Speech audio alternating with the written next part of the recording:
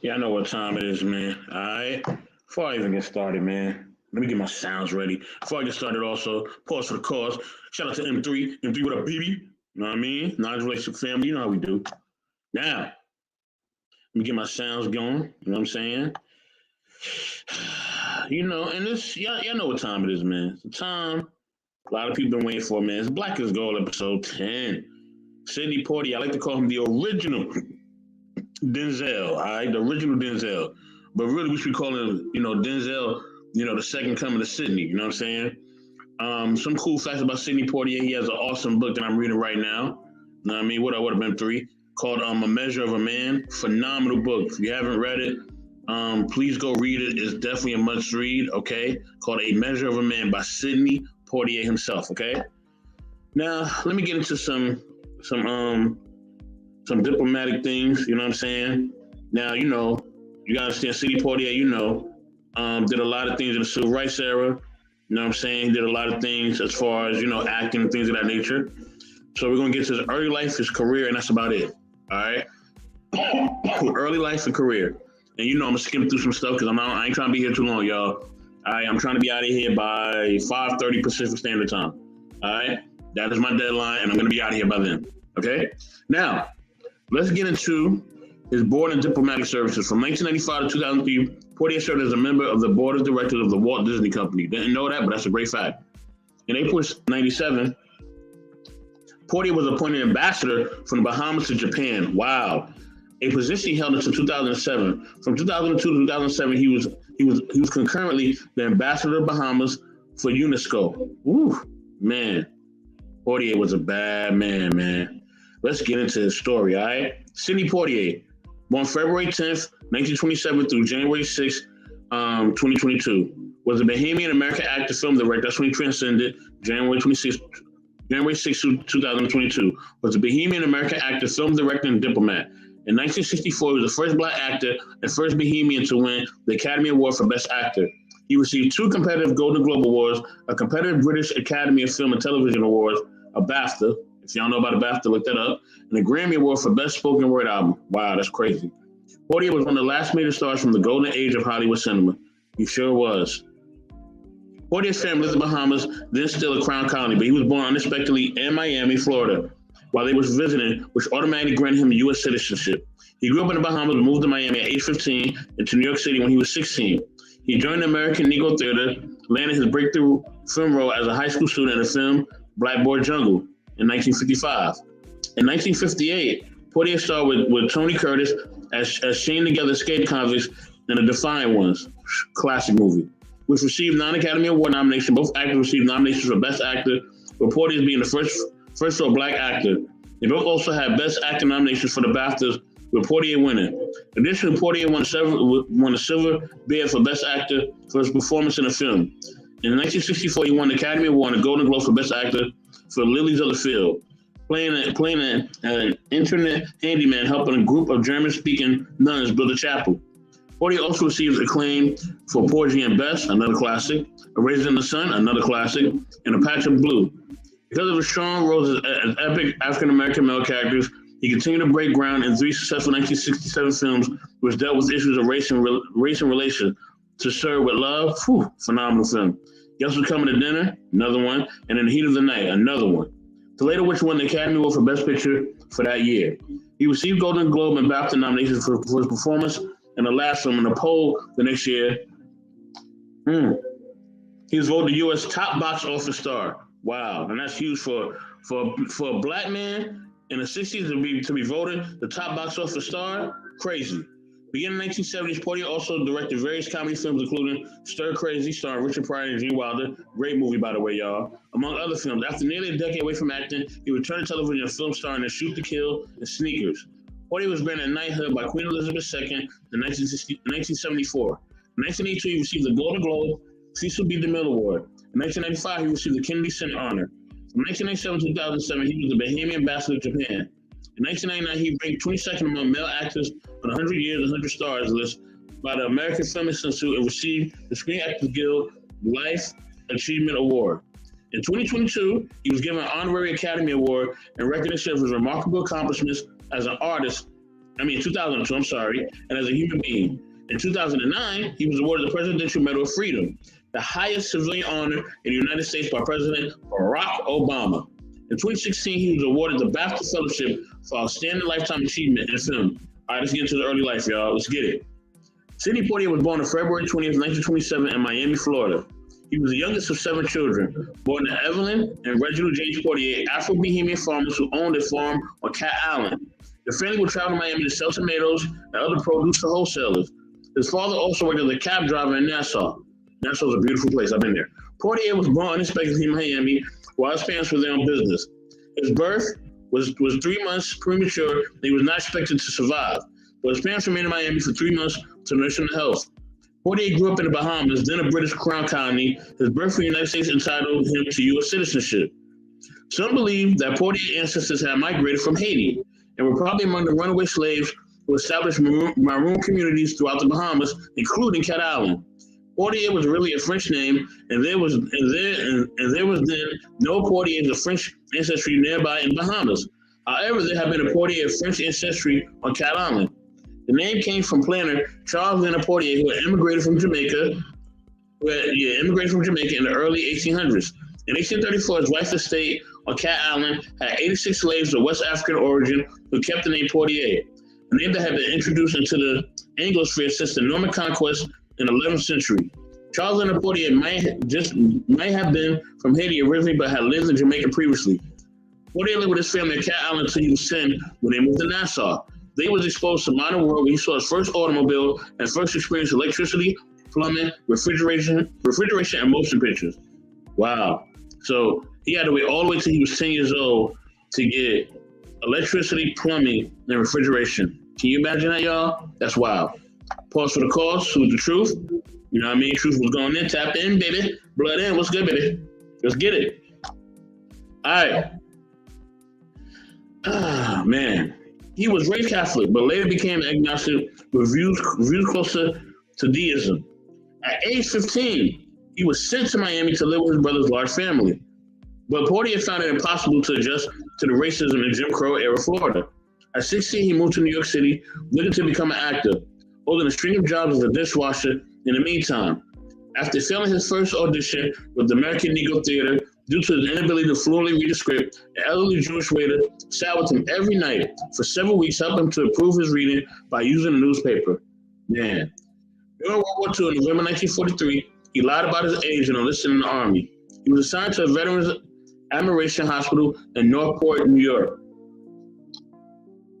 and was trained to work with psychiatric patients. Poitier became upset with how the hospital treated its patients and feigned mental illness to obtain a discharge. Poitier confessed to a psychiatrist that he was faking his condition, but the doctor was sympathetic and granted his discharge under Section 8 of Army Regulation 615-360 in December 1944. After leaving the Army, he worked as a dishwasher until successful audition landed him a role in American Negro Theater production, the same company he failed his first audition with. Wow. Let's get into the career, y'all. Let's do it. Early work and Blacklist. Poitier joined American Negro Theater, but was rejected by the audiences. Contrary to what was expected of black actors at the time, Poitier's tone deafness made him unable to sing. Poitier, determined to refine his acting skills and rid himself of his noticeable Bahamian accent, he spent the 6 months dedicating himself to achieving theatrical success. He modeled his legendary speech pattern after radio personality Norman Brockenshire. Do your research on who that is as well, y'all. On his second attempt at the theater, he was noticed and given a leading role in a Broadway production of Hysteria, through which though it ran a failing 4 days, he received an invitation to other studies for Anna Lucasta. In 1947, Poitier was a founding member of the Committee for the Negro and the Arts, CNA, an organization whose participants were committed to a left-wing analysis of class and racial exploitation. Among his other CNA-related activities in the early 1950s, he was the vice chair of the organization. In 1952, he was one of several narrators in a pageant written by Alice Childress and Lorraine Hansberry. Please look them up, all right? For the Negro History Festival, but put on by the leftist Harlem monthly newspaper Freedom. His participation in such events in CNA generally, along with friendships with other leftist black performers, including Kenneth Lee and Paul Robeson, definitely check them out, those are some big names, led to subsequent blacklisting for a few years. Even associated with Portier, added to the basis for blacklisting Alfred Parker, the writer-producer of one of Portier's earliest films, the 1954 Go Man Go. Portier never did sign a loyalty oath, despite being asked in connection with his prospective role in Blackboard Jungle. All right, let's get to the 1950s, y'all. By the late 1949, Portier had to choose between leading roles on stage and an offer to work for Darryl F. Zanuck in the film No Way Out. His performance in No Way Out as a doctor treating a white bigot played by Richard Widmark, who became a friend, was noticed and led to more roles, each considerably more interesting and more prominent than those most African-American actors at the time was offered. In 1951, he traveled to South Africa with the African-American actor Kennedy Lee to star in a film version of Cry, The Beloved Country. Portier's distinction continued in his role as Gregory W. Miller, a member of Incorrigible High School class in Blackboard Jungle. But it was his performance in Martin Ritt's 1957 Edge of the City that the industry could not ignore. It was a pitch towards stardom granted him. Portier enjoyed working for director William Wellman on Goodbye My Lady, which came out in 1956. Wellman was a big name. He had previously directed the famous Roxy Hart with Ginger Rogers and Magic Town with James Stewart. What Portier remembered inevitably was the wonderful humanity and his talented director. Wellman had a sensitivity that Portier thought was profound, which Wellman felt he needed to hide. Portier later praised Wellman for inspiring his thoughtful approach to directing when he found himself taking the helm from Joseph Sargent on Buck and Preacher in 1971. In 1958, he starred alongside Tony Curtis and director Stanley Kramer's The Defiant Ones. The film was a critical and commercial success, with the performances of both Portier and Curtis being praised. The film landed 8 Academy Award nominations, including Best Picture and Best Actor nominations for both stars, making Portier the first black male actor to be nominated for a competitive Academy Award as Best Actor. Portier did win a British Academy Film Award for Best Foreign Actor. Portier acted in the first production of Raising the Sun alongside Ruby Dee on the Broadway stage at the Ethel Barrymore Theater in 1959. The play was directed by Lloyd Richards. The play introduced details of black life to the overwhelmingly white Broadway audiences, while director Richards observed that it was the first play to which large numbers of black people were drawn. The play was a groundbreaking piece of American theater with Frank Rich, critic from the New York Times, written in 1983, that Raising the Sun changed American theater forever. For his performance, he earned a Tony Award for Best Actor and a play nomination. That same year, Portier would star in the film adaptation of Porgy and Bess, alongside Dorothy Dandridge. You don't know what Dorothy Dandridge is? You research. See what the Marcus thinks for tapping in, brother. Appreciate you. For his performance, Portier received the 1960 Golden Globe Award nomination for Best Actor in a Motion Picture, Musical, or Comedy. Okay, let's get to the 60s. All right. Now, this is a quote from him about what was going on in the 60s. If the fabric of society was different, I would scream to high heaven to play villains and to deal with different images of Negro life that would be more dimensional. But I'll be damned if I do that at this stage of the game. Now when there's only one Negro actor working in films with any degree of consistency. He said it back in 1967. That's big, y'all. Man. In 1961, Portier starred in the film adaptation of Raising the Sun, for which he received another Golden Globe Award nomination. Also in 1961, Portier starred in Paris Blues alongside Paul Newman, Joanne Woodward, Louis Armstrong, and Diane Carroll. Wow, those are some huge names, man. Look at all of them up. All right, huge names. Thank you, Marcus. Thank you. Appreciate you, bro. Appreciate you. The film dealt with the American racism of the time by contrasting it with Paris's open acceptance of black people. In 1963, he starred in the Lilies of the Field. For his role, he won the Academy Award for Best Actor and became the first black male to win the award. His satisfaction at this honor was undermined by his concern that his award was more of the industry congratulating itself for having as a token. It would inhibit him from asking for more substantive considerations afterwards. Hold on, y'all.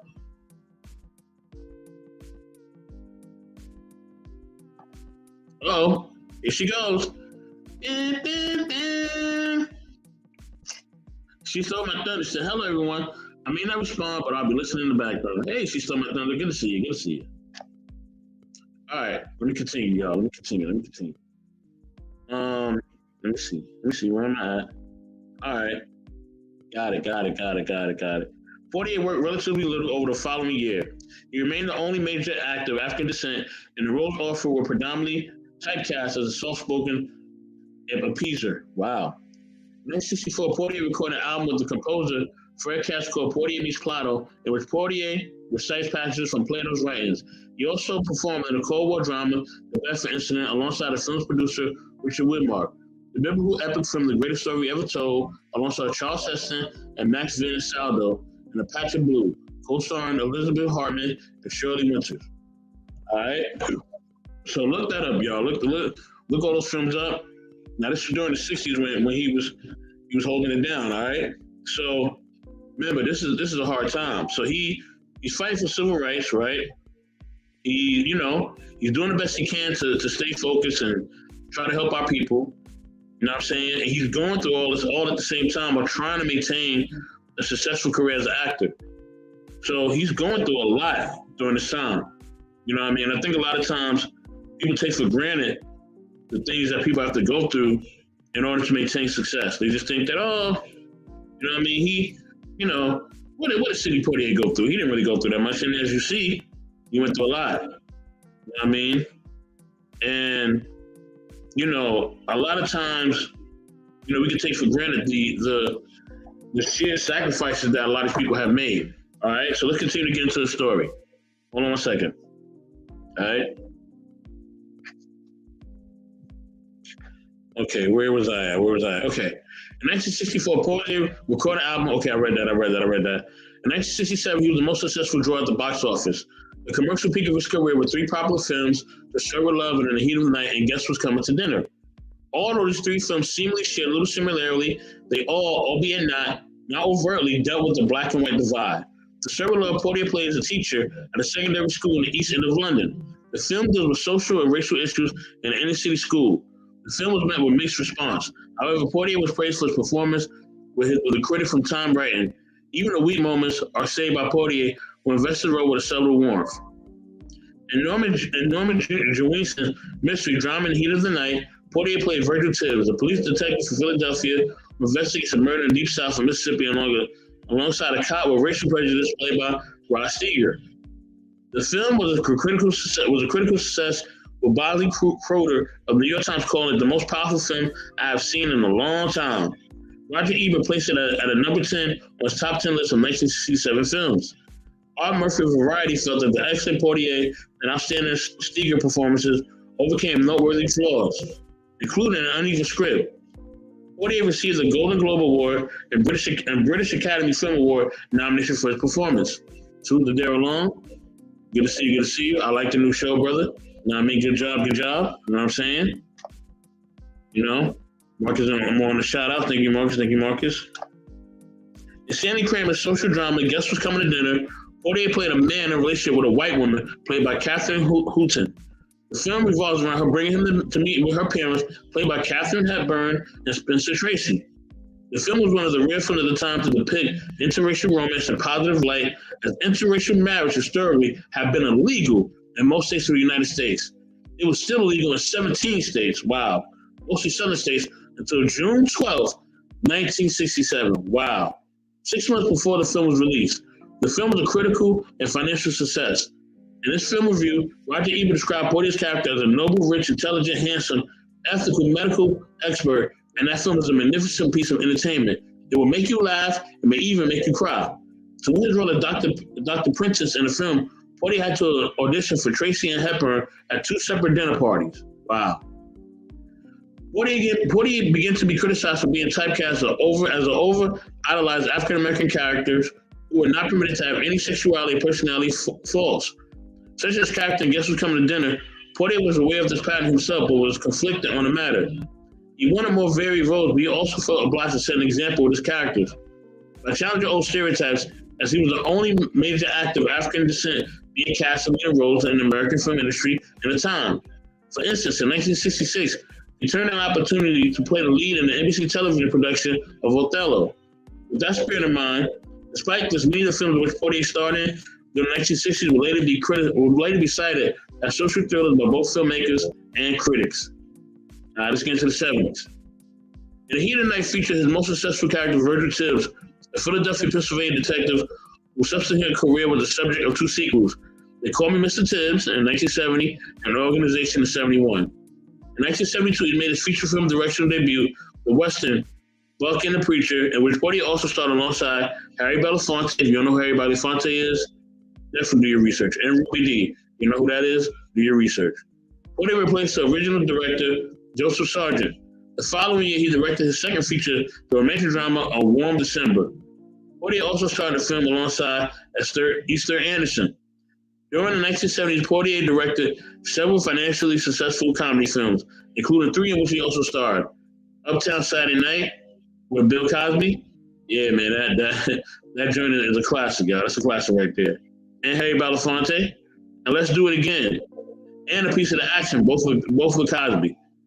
His most successful comedy was Stir Crazy in 1980, starring Richard Pryor and Gene Wilder, which for many years was the highest grossing film directed by a person of African descent. Wow, so he did a lot of things later in his career, a lot of directing, things of that nature.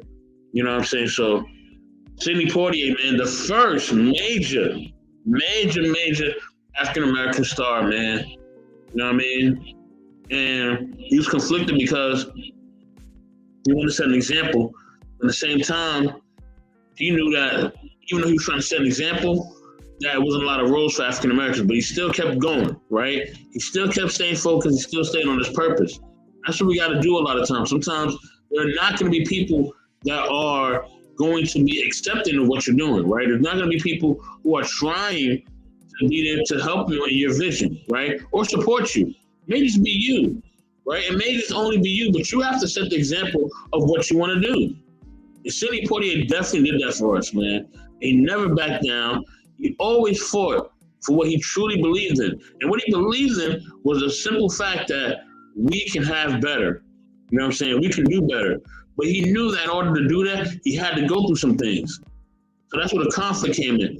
Dang, do I take this road or I don't take this road? You know what? This road is respectable and I like it. But I kind of want to show more of my personality too. I got, you know what I mean? So he felt that conflict. And in those times, we got to take what we can get a lot of times, man. You know what I mean? Because opportunities were scarce and they were rare. And he had to do what he had to do. So salute to Mr. Poitier, man. Salute to his family. You know what I mean? Salute to all the actors that have come along the way through him. You know what I'm saying? All the black actors, man. All the black actors who are trying to make a difference, who are trying to set an example. That being said, y'all, this is Black is Gold. Episode 10, Sidney Poitier. And as always, as our Heavenly Sister in the stream says, be intentional. I'm going to be intentional today of getting stuff done. All right, staying focused. You know what I mean? You do what I got to do, okay? There's a lot of distractions, a lot of things I want to do. You know what I mean? I definitely want to get on that 2K. You know what I mean? With the Lakers having a new lineup and all that, but I got to chill. There are business things that I need to take care of that are way more important than that. And I got to stay focused. That being said, you know what I mean? Much love, y'all. And remember, as always, be intentional. You know what I mean? QB, we love you forever. We out.